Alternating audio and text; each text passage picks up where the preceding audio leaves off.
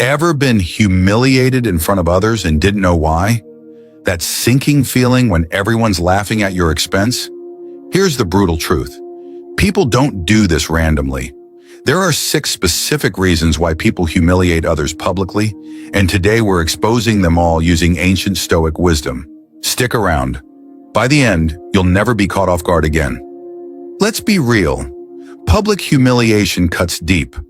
That moment when your face burns, your hands shake, and you wish the ground would swallow you whole. But here's what most people miss. Humiliation says more about them than you. The Stoics knew this 2,000 years ago. Marcus Aurelius faced betrayal daily as emperor. Epictetus was literally a slave. They developed bulletproof strategies we'll break down today. If you're tired of being someone's punching bag, this is your playbook. Right now, you might be thinking, why me? Maybe it happens at work. That colleague who always jokes about your mistakes in meetings, or family gatherings where certain relatives poke fun at your life choices. Here's the cold, hard truth. People humiliate others for 6 psychological reasons, and none of them are actually about you. They're projecting their own insecurities, fears, and power struggles. The good news? Stoicism gives you the ultimate defense, not by changing them, but by changing how you see and react to these attacks. 1. They feel powerless. Let me paint you a picture of how this plays out in real life. Imagine you're at work, and there's this one colleague who always seems to make snide remarks about your ideas during team meetings. At first glance, it feels personal, like they're targeting you specifically. But here's what's really happening. This person feels threatened by your competence. Maybe they're insecure about their own position, or maybe they're struggling with imposter syndrome. The Stoics recognized this pattern 2,000 years ago. Epictetus, who was literally a slave, faced constant humiliation from his owners. He wrote, "When someone tries to insult you, remember that their opinion has no power over your reality unless you grant it that power." The key insight: their behavior says nothing about your worth and everything about their own insecurities. When you start viewing these attacks through this lens, something remarkable happens. They lose their sting. Instead of reacting emotionally, you can respond with detached observation, almost like a scientist studying interesting behavior. This doesn't mean you should tolerate abuse, but understanding the root cause gives you the power to choose how or whether to respond. 2. They're testing your frame. Picture this common scenario. You're in a social gathering and someone makes a joke at your expense. Everyone laughs, including people you respect. Your face gets hot, your palms sweat. It's that awful moment where you have to decide how to react. This is what Stoics call a frame test. The person isn't just making a joke. They're probing to see if you'll maintain your composure or crumble under social pressure. Marcus Aurelius faced this constantly as emperor, with senators and advisors constantly trying to undermine him. His solution? He wrote in his private journal, "The best revenge is to be unlike him who performed the injustice." In modern terms, this means keeping your emotional center no matter what.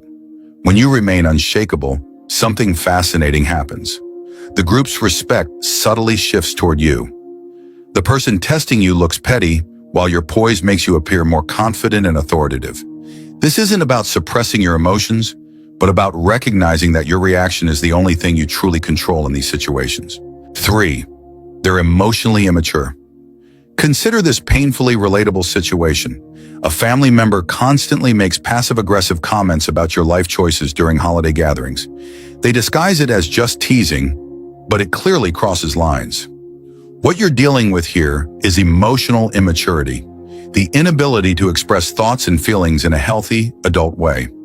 The Stoics had a profound understanding of this phenomenon. Seneca wrote extensively about how to deal with difficult people, noting, "We suffer more in imagination than in reality." When you recognize that hurtful comments say more about the speaker's limitations than your worth, you gain tremendous power. Think of it like this. Would you get upset if a toddler called you names? Of course not, because you understand they lack the capacity for mature communication. The same principle applies here. The emotionally immature person is essentially stuck at an earlier developmental stage. This perspective allows you to respond with what the Stoics called philanthropia, a kind of wise compassion that protects you without requiring you to stoop to their level. 4. They're copying toxic behavior. Here's a workplace scenario you might recognize. A manager publicly berates employees because that's how they were treated coming up through the ranks. This is learned behavior, what psychologists call social contagion. The Stoics observed this pattern centuries ago. Musonius Rufus taught that most people live in a kind of moral sleepwalking, unconsciously repeating behaviors they've seen without examining whether they're right or effective. The key insight: these people aren't necessarily malicious. They're just stuck in destructive patterns they've never questioned. When you understand this, you can employ what I call the pattern interrupt technique. Instead of reacting with anger or defensiveness, you respond in unexpected ways that force them to become conscious of their behavior. For example, calmly asking, "What exactly are you hoping to accomplish by saying that?" can be revelatory. This approach comes straight from Stoic philosophy, the idea that our job isn't to judge others, but to help them, and ourselves, wake up to better ways of interacting. 5. They fear your potential. Let me share a story from our Stoic community.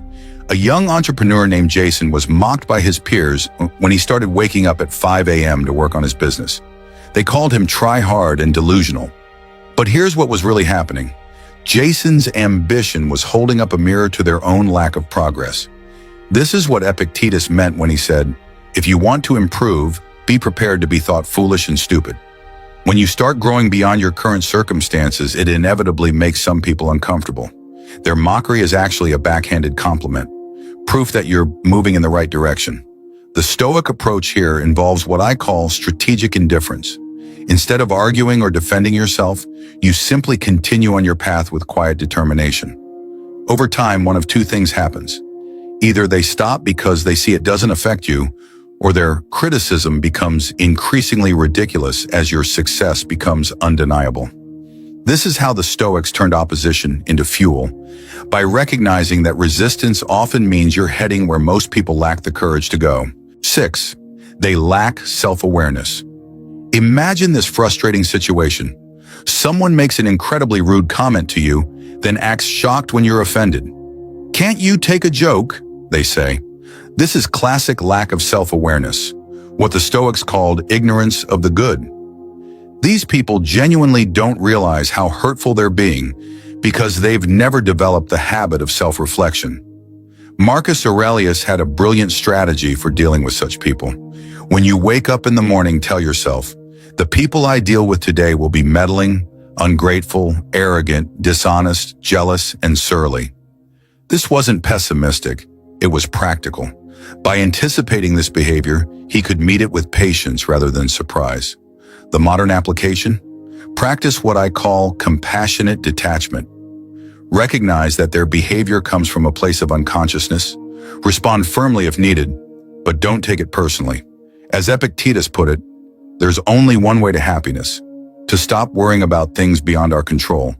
Their lack of awareness is their problem to solve, not yours to suffer over. Here's the ultimate truth. Humiliation only works if you accept it. The Stoics were masters at this. When others tried to shame them, they'd reframe it as the other person's problem. Your real power isn't in stopping their words, but in deciding whether those words matter. That colleague? They're trapped in petty games. That friend? Still mentally in high school. You're evolving beyond needing their approval. Remember these 6 reasons: powerlessness, frame testing, immaturity, social copying, fear of your growth, and lack of awareness. When you spot them, you take away their sting. The Stoic secret? See humiliation attempts as free resistance training for your character. The stronger you get, the less their words land. If this helped, hit like and subscribe. For the full Stoic toolkit on handling disrespect, check out our next video on turning insults into fuel.